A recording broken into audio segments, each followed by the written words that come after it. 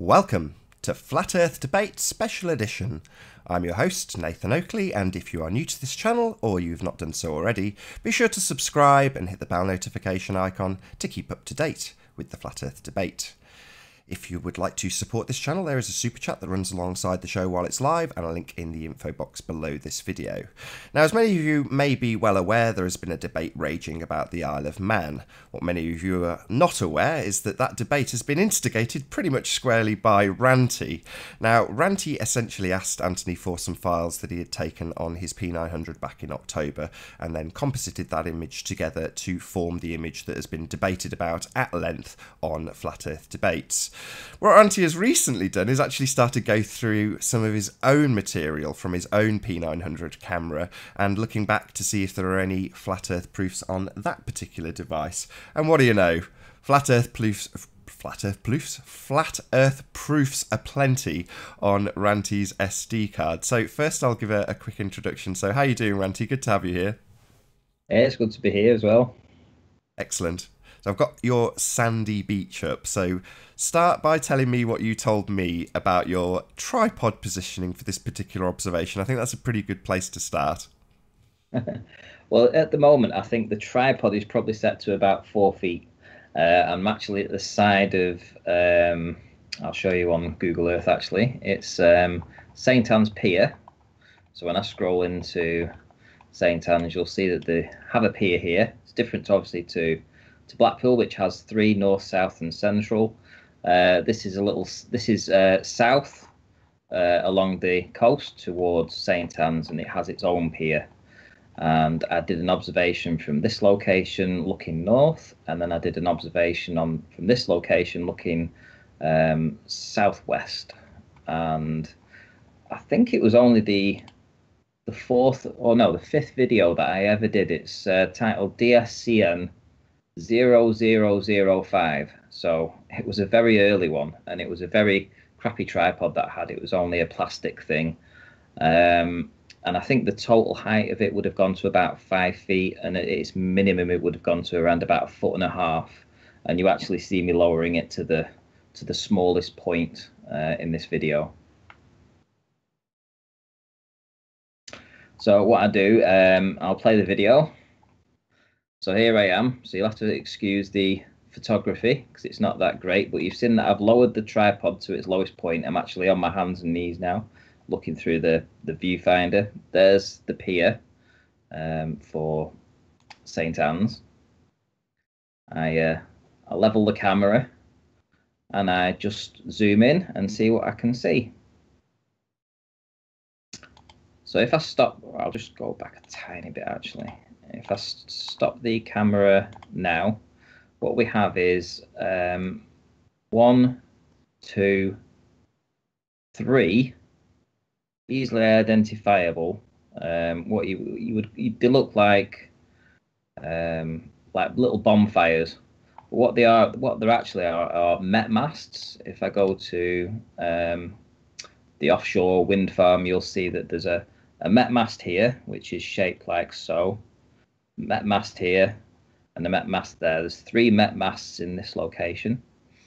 Going back to the video, so we have Met mast 1, 2, and 3, and they are further away than this platform here.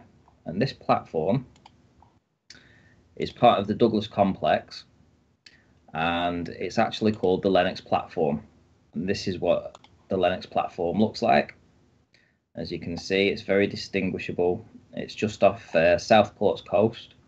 And when I show you the GPS on it, which are here, the coordinates, if you look at it on Wikipedia, you've got the GPS coordinates for this platform. And what it does is it takes you to this location on Google Earth, which is here. This exact spot here. So when I do the curvature calcs on this particular, I think it's that one. Let me just, no, it's not that one. That one. There we go. So let's do the curvature calcs. Well, the properties on that. Measurements 26.6 miles. So it's 26.6 miles to see that platform from St Anne's Beach here next to the pier. And if I play the video, you'll see when I move in that we actually see all of that platform in its entirety. No miraging going on. You see the lights coming on and coming off on the platform itself. All you're looking at it was a warm day. If I remember rightly, it was probably around about 20 degrees or so. Can you see the platform lights coming on and off? No miraging going on. We're seeing all of that platform. The wind farms are in the background behind it, giving an idea of where we are. There's the Met masts. I'll show it you again, zooming in. Those wind farms are 30 miles away. Some of them are further. Some of them are as far as 35 miles away. All of this platform should be hidden by the curve calculator. I'll show you the image again. We go back. Well, actually, I'll do the curve calcs first.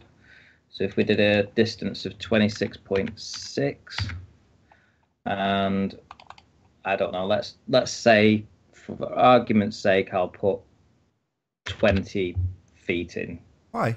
If you think I was at, well, I'm just saying, if you think I was at 20 feet at the side of no, we just did this. We did this before we went live. No, I know. No need. So you're at 2 feet, and your position is 6 feet, right? Yep. And the low tide is what, -11? I can go back down to the 12 if you want. I mean, I was just being generous to the ball. But either way, it's 277 feet refracted, 333 feet hidden, 471 feet drop. And if we actually look for this particular Linux platform, let me just try and find it. It's a 177 foot high system. So to the top of the platform itself, where are we on the video? 177 feet. The curvature calcs say that where my cursor is, where the pointer is, should be hidden, and everything beneath that should be beyond the curve of the Earth. So you shouldn't see any of this platform. And then obviously all the wind farms in the background should be hidden. These Met data weather sensors shouldn't be there at all. As we zoom in, you got 1, 2, 3. They're 30 miles away. You shouldn't see any of this. All of this should be hidden. Yeah, on a curved Earth, if we lived on a sphere, there would be a 150 foot plus wall blocking your view, and this stuff is 450 feet below your feet and is absolutely obscured by the curve of the Earth. It isn't. Of course, we can just see it because the Earth's flat, just to make that absolutely clear. We're seeing it because it's there. This isn't a holographic effect. This isn't a mirage. None of it's looming. This stuff is just there. We see it because the Earth's flat. None of it's hidden by Earth curve. None of it's hidden by bulge. And when you're a foot and a half off the sand, you're not pointing your camera down towards anything, let's be honest. And here you see I actually dropped this is me dropping the tripod height to the lowest that it would possibly go. You can see the drop there where I actually drop it. And here we go. This should be, if we live on a curve, we should be looking down, and all that we're looking at, every single thing, every object that we can identify in this video should be beyond the curve of the Earth if we lived on a ball. Which, of course, we don't. So can you just bring up the curve calcs one last time so we know this platform's height, just so you can show it physically on the curve calcs. There we go. So the actual height Douglas of it. complex is a 54 meter, 177 foot high system. And when we go to the Metabunks curve calculator, we do the 26.6 miles. It should be 277 feet with a bit of refraction. Without refraction, it's all the threes, 333. So pretty much twice the height of the platform. Just keep them up a sec. Sorry, Ranty. Just keep them up. Yeah, just sure. one more sec. I was a bit over the top with my bulge figure. So yeah, 117 foot hill in the way of this. So you can't see through hills, you can't see through walls, but there's a 117 foot wall blocking your view of this platform. So that's not there if you believe you're on a sphere. You've got to explain to me how it's being loomed up from beyond that curve, because it is 471 feet below Ranty's feet, according to Earth curve maths. So yeah, once you introduce your slightly looming non-standard refraction hyena maths, you know, that's what you've got to do, because you also fail with standard refraction. The thing's not even 200 feet high, and even if you apply your refraction maths, it should be still well and truly gone, 277 feet hidden once refracted up. So it's still well and truly gone, even though you've got maths that you can apply to it in this calculation.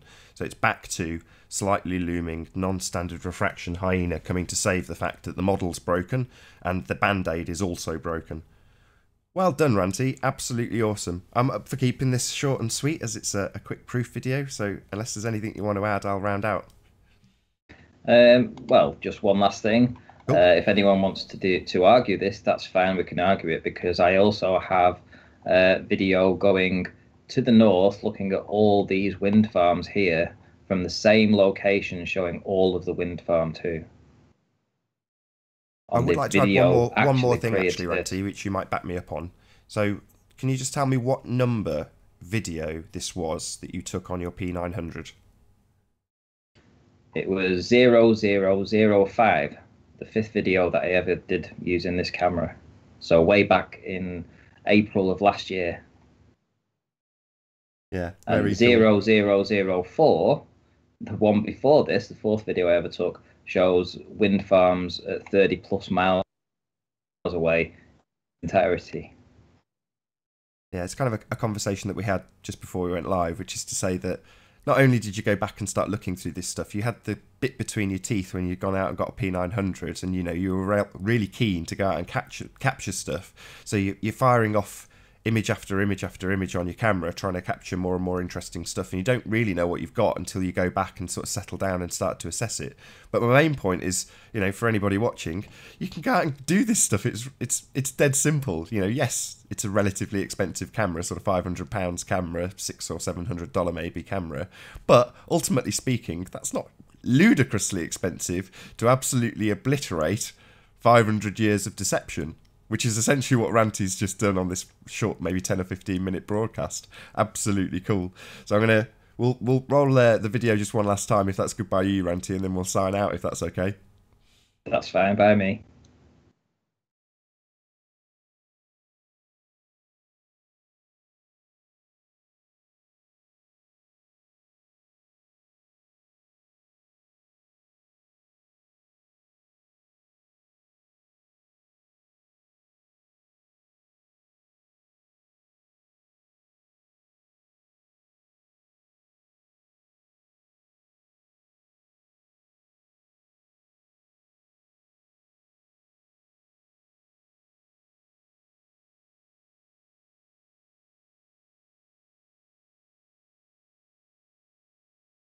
Very, very cool.